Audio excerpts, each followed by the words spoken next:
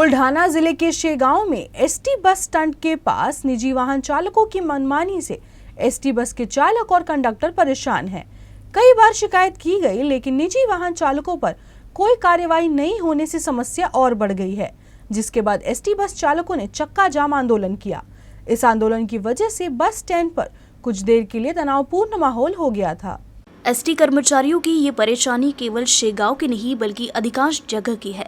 ST bus stand के पास ही निजी वाहन चालक अपनी गाड़ी लगा देते हैं और यात्रियों को भरने के लिए उनके एजेंट्स भी काफी सक्रिय रहते हैं, जिससे एसटी कर्मचारियों को परेशानी होती है।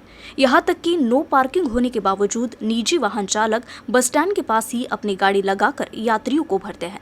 इस बारे में कई बार एसटी कर्मचारियों ने शिकायत भी की, लेकिन इस पर कोई ध्यान नहीं दिया गया और न ही कोई कार्रवाई की गई। इतना ही नहीं, इन निजी वाहन चालकों की मनमानी दिन ब दिन बढ़ती जा रही है।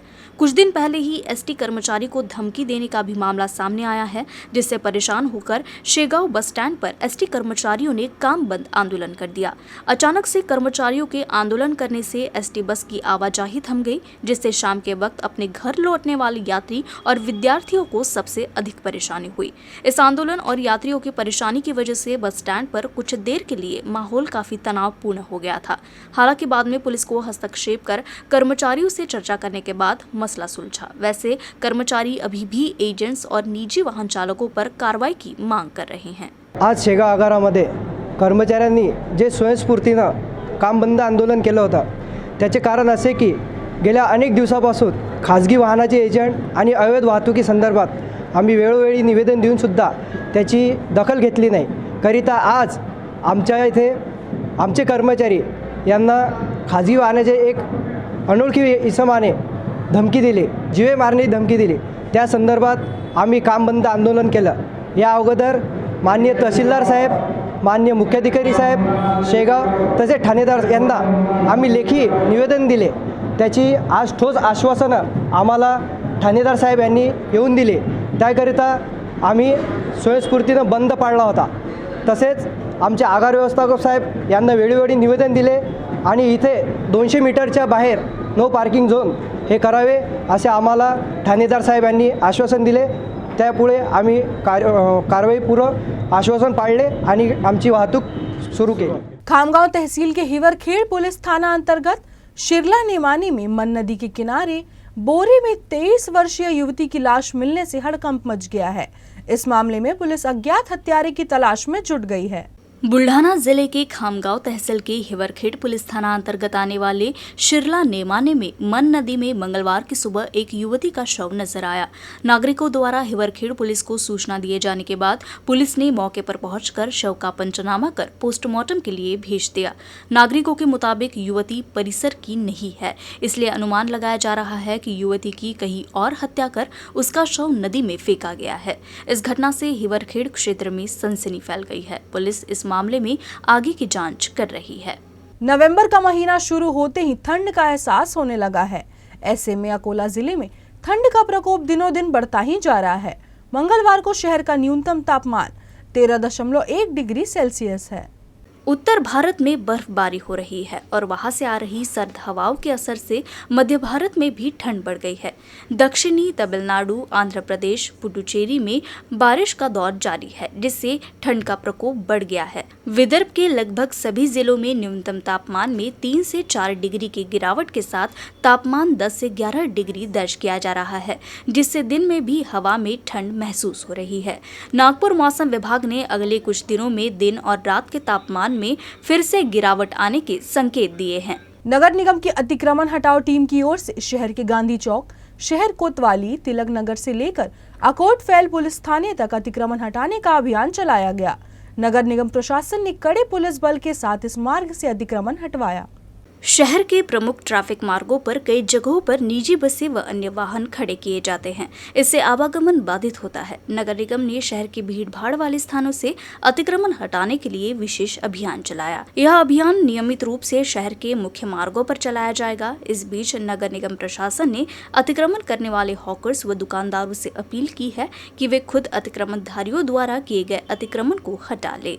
पत्नी से अप्राकृतिक अत्याचार के मामले में कोर्ट ने डॉक्टर पति के खिलाफ मामला दर्ज कर उसे गिरफ्तार करने का आदेश दिया है। ये मामला अकोला का है। कोर्ट के आदेश के बाद अकोला की खदान पुलिस थाना में आरोपी डॉक्टर के खिलाफ मामला दर्ज किया गया। अकोला शहर के खदान परिसर में क्लिनिक चलाने वाले एक डॉक्टर के खिलाफ उसकी पत्नी ने ही गंभीर आरोप लगाए हैं। शारीरिक और मानसिक प्रताड़ना के साथ ही डॉक्टर पर अप्राकृतिक यौन अत्याचार करने का आरोप है। पीड़िता पत्नी द्वारा शिकायत दर्ज करने के बाद इस मामले में अकोला कोर्ट में सुनवाई हुई, जहां न्यायाधीश वीपी दुर्वे ने सुनवाई के बाद आरोपी डॉक्टर पति के खिलाफ धारा 377, 323, 294 के अनुसार मामला दर्ज करने का आदेश दिया है, जिसके बाद खदान पुलिस ने आरोपी डॉक्टर के खिलाफ मामला दर्ज किया है। वैसे पीड़िता ने अप्राकृतिक यौन अत्याचार के मामले में पुलिस थाने में भी शिकायत की थी, लेकिन तब पुलिस ने इसे पति पत्नी के बीच का विवाद बताकर शिकायत नहीं दर्ज की थी, जिसके बाद पीड़िता पुलिस अधीक्षक से भी शिकायत की, लेकिन वहां भी उसकी शिकायत पर एक्शन नहीं लिया गया तो वो कोर्ट की शरण में गई। कोर्ट के आदेश के बाद अब आरोपी डॉक्टर पर पुलिस कार्रवाई करेगी। शालेय पोषाहार योजना के तहत जिले में 1ली से 8वीं कक्षा के छात्रों को पोषाहार का वितरण पिछले 1.5 साल से बंद है और खिचड़ी बनाने वाले कर्मचारियों का मानधन भी बंद है। इसलिए स्कूल पोषाहार कर्मचारियों ने जिलाधिकारी कार्यालय व जिला परिषद पहुंचकर बकाया वेतन भुगतान की मांग को लेकर जिलाधिकारी व जिला परिषद अध्यक्ष को निवेदन सौंपा। शालेय पोषाहार योजना के तहत जिले में कक्षा 1 से 8वीं तक के विद्यार्थियों को पोषाहार वितरित करने के लिए आपूर्तिकर्ता को नियुक्त करने का मामला न्यायालय के अधीन होने से पोषाहार की आपूर्ति नहीं होने के कारण पिछले 1.5 साल से जिले के छात्रों को पोषाहार का वितरण नहीं किया जा रहा है। साथ ही पोषाहार वितरण में खिचड़ी पकाने वाले स्कूल पोषण ठेका कर्मचारियों का वेतन भी रुका हुआ है। ठेका कर्मचारियों की ओर से निवेदन दिया गया कि अकोला जिले के छात्रों को शालेय पोषाहार वितरण शुरू कर पोषाहार कर्मचारियों को वेतन का भुगतान किया जाए। जिले में स्कूल पोषण कर्मियों को गत जुलाई से वेतन नहीं मिला है। इसके बाद शालेय पोषण कर्मचारी संघ के नेतृत्व में शालेय पोषाहार कर्मचारी पारिश्रमिक भुगतान की मांग को लेकर कलेक्टर कार्यालय सहित जिला परिषद पहुंचे। ग्रामीण क्षेत्रों में छात्रों के लिए एसटी बसें समय पर उपलब्ध नहीं होने के कारण स्कूलों और कॉलेजों के छात्रों को आने जाने में दिक्कतों का सामना करना पड़ रहा है। ग्रामीण क्षेत्रों के छात्रों के लिए बस व्यवस्था बहाल करने की मांग को लेकर पैंथर यूथ फेडरेशन की ओर से डॉक्टर बाबा साहेब अम्बेडकर की प्रतिमा से एसटी डिपो तक शांतिपूर्ण मोर्चा निकाला गया और स्थानीय एसटी डिपो मैनेजर को निवेदन दिया गया। खामगांव तहसील के अधिकांश ग्रामीण क्षेत्रों में स्कूल और कॉलेज नहीं है, इसलिए तहसील के ग्रामीण क्षेत्रों के छात्र शिक्षा के लिए पूरी तरह से खामगांव शहर पर निर्भर है। इसलिए इन छात्रों के लिए गांव से खामगांव तक नियमित बस का होना जरूरी है, लेकिन स्कूल के छात्रों के लिए तहसील के गांव से खामगांव आने के लिए बसें उपलब्ध नहीं है या बसें सुचारू रूप से नहीं चल रही है, जिससे विद्यार्थियों को स्कूल कॉलेज में समय पर उपस्थित रहने में परेशानी हो रही है, जिससे विद्यार्थियों की पढ़ाई प्रभावित हो रही है। मला सकाळी गाडी 6:30 वाजता खामगाव-उंद्री ही बस गणेशपूरमध्ये असते। मागील 3 महिन्यापासून खामगाव-उंद्री ही बस बंद आहे। खामगाव-उंद्री बस बंद असल्यामुळे आम्हाला सकाळी कोणतीही गाडी नसल्यामुळे आम्ही प्रायव्हेट व्हेकलने खामगावला येतो आणि जायला सुद्धा आम्हाला 3:30 वाजता चिखली डेपोची गाडी असते, तर त्याच्यानंतर डायरेक्ट 7:30 वाजता खामगाव डेपोची किनगाव जेट्टो अकोला गाडी लागते। नंतर त्याच्या मधात कोणतीच गाडी घरी जायला नाही। आमची मागणी आहे की खामगाव-उंद्री ही बस रेग्युलर सुरू करा आणि त्याच्यानंतर 5 वाजता लागणारी खामगाव लोणार जी गणेशपूर मार्गे जाते ती सुद्धा सुरू करा, ही अशी आमची मागणी आहे। खामगांव से आने जाने के लिए सभी गांव के छात्रों के लिए बसें उपलब्ध कराई जाए। बस शेड्यूल को छात्रों के लिए सुविधाजनक बनाया जाए। वर्ष 2015 से मुंबई में छात्रों के लिए हाथ दाखवा बस थांबवा योजना लागू की जा रही है, जिसका फायदा काफी हद तक मुंबई के स्थानीय छात्रों को मिल रहा है। इसलिए पैंथर यूथ फेडरेशन की ओर से चेतावनी दी गई कि यदि मुंबई की योजना की तर्ज पर ग्रामीण क्षेत्रों से खामगांव के स्कूलों तक छात्रों के लिए मुफ्त बस सेवा उपलब्ध नहीं कराई गई तो हजारों की संख्या में छात्र बुल्ढाना के विभागीय कार्यालय पर धरने पर बैठकर विरोध करेंगे। खामगाव तालुक्यातील ग्रामीण भागामध्ये एसटी बसची सेवा प्रवाशांकरिता सुरू असते, परंतु एसटी बसचा जास्तीत जास्त फायदा हे विद्यार्थी घेत असतात। शेतकऱ्याची गोरगरिबाची मुले ग्रामीण भागातून शहरातील महाविद्यालयामध्ये शिकण्यासाठी येत असतात। त्यांच्यासाठी एकच प्रवास म्हणजे तो एसटीचा प्रवास आहे, परंतु शाळा सकाळी 7ला असते तर एसटी 8:30ला येते। यामध्ये विद्यार्थ्यांचा प्रश्न असा निर्माण होतोय की एसटीने यावं की नाही यावं, कारण की एस टीचं भाडं जे आहे ते विद्यार्थ्यांकरिता सोयी सुविधाचं आहे आणि जर एस टी बसच जर उपलब्ध नाही तर एस टीचा विद्यार्थ्यांसाठी काहीच उपयोग नाही। त्यासाठी आम्ही मागील 1 महिन्यापासून एस टी महामंडळ खामगाव आगार इथे निवेदनसुद्धा दिलं होतं, परंतु आम्हाला त्यामधून काहीच प्रतिसाद मिळाल्यामुळे आज आम्ही पॅन्थर स्टुडंट फेडरेशनच्या वतीने धडक मोर्चा विद्यार्थ्यांचा घेऊन आलो, ज्याच्यामुळे विद्यार्थ्यांना त्यांची बस जे आहे ते वेळेवर मिळावी आणि जर का मिळाली नाही तर पॅन्थर स्टुडंट फेडरेशन आज शेकडोच्या तादामध्ये आलं, उद्या हजारोच्या विद्यार्थ्यांमध्ये बुलढाण्याला मोर्चा काढणार है। महिलाओं के स्वाभिमान पर वार करने वाली विकृत प्रवृत्ति का सार्वजनिक रूप से विरोध करने के लिए अकोला के गांधी चौक के दुर्गा मंदिर में महिलाओं ने एकत्रित आकर श्रद्धा वालकर को श्रद्धांजलि दी। कार्यक्रम की शुरुआत में अखिल भारतीय विद्या भारती कार्यकर्ता डॉक्टर तारा हातवलने ने देवी के मंदिर में मां जगदम्बा की महाआरती की। पिछले 10 वर्षों में लड़कियों और महिलाओं के खिलाफ हिंसा के दर में जबरदस्त वृद्धि हुई है। इस संबंध में सभी को आवाज उठाने की जरूरत है। यह विचार नारी सुरक्षा मंच की अध्यक्षा पल्लवी कुलकर्णी ने व्यक्त किए। इस मौके पर दिल्ली में हुई श्रद्धा वालकर की अमानवीय हत्या की निंदा भी की गई। उन्होंने कहा कि महिलाओं को एकजुट होकर अन्याय के खिलाफ आवाज उठानी चाहिए। इस अवसर पर अखिल भारतीय विद्या भारती की कार्यकर्ता डॉक्टर तारा हातवलने, लता गावंडे, पल्लवी कुलकर्णी, एडवोकेट ज्योति पटवर्धन समेत सैकड़ों महिलाएं मौजूद रही। अत्यंत हादरवून टाकणारी घटना सर्वांना माहिती आहे। श्रद्धा वालकर हत्याकांड हे अमानवीय आणि ही जी विकृत मनोवृत्तीची जी घटना घडलेली आहे त्या घटने तर आमच्या मातृशक्ती तर अगदी हादरून गेलेली आहे।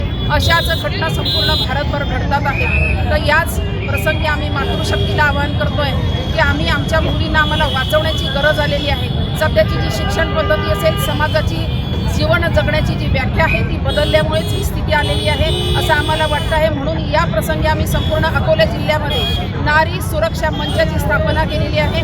त्याद्वारे आम्ही शिक्षण विभाग असेल, इतर काही सामाजिक क्षेत्रातल्या आणि आपल्या लीगल कायद्याच्या क्षेत्रातल्या सर्व महिला आणि पुरुष मातृशक्ती एकत्रित येऊन आम्ही येणाऱ्या काळामध्ये एक कार्यशाळा घेऊन संपूर्ण अकोल्यामध्ये जनजागरण जनप्रबोधन मोहीम राबवणार आहोत। निश्चितच आम्हाला या मोहिमेतून येणाऱ्या मातृशक्तीला जे काही संस्कारित करायचं आहे, समाजाला पुन्हा एकदा आपल्या या संस्कार संस्कृतीमध्ये छान समृद्ध करायचं आहे अशी मानसिकता ठेवून आज या प्रसंगी आम्ही नारी सुरक्षा मंचाची स्थापना करतो आहोत। विश्व जागृति मिशन अकोला शाखा द्वारा 24 से 27 नवंबर तक सुधांशु जी महाराज के दिव्य भक्ति ज्ञान गंगा सत्संग का आयोजन किया जा रहा है। इस सत्संग समारोह की तैयारियां चल रही है।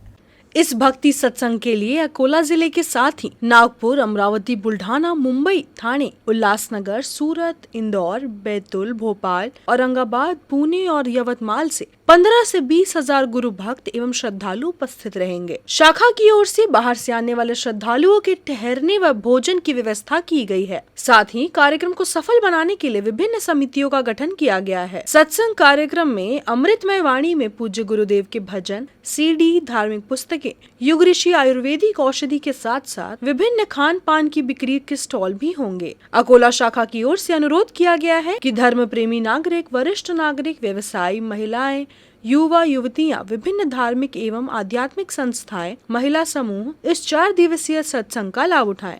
परम पूज्य सद्गुरुदेव महाराज यांचा भक्ती सत्संग कार्यक्रम अकोला येथे आयोजित केलेला आहे।